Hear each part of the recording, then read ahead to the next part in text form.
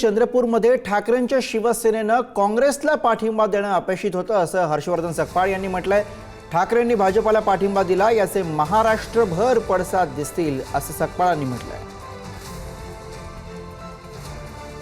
का स्पष्ट आहे, शिवसेना पक्षप्रमुख उद्धव ठाकरे यांनी स्पष्ट सूचना चंद्रपूरच्या आमच्या पदाधिकाऱ्यांना दिलेल्या आहेत। एक वेळ विरोधी पक्षात आपल्याला बसावं लागलं तरी चालेल, पण भारतीय जनता पक्षाला मदत होईल किंवा भारतीय जनता पक्षाची सत्ता स्थापन होईल अशा प्रकारची कोणतीही पावलं किंवा भूमिका आपल्याला घेता येणार नाही। त्याच्यामुळे भूमिका स्पष्ट आहे।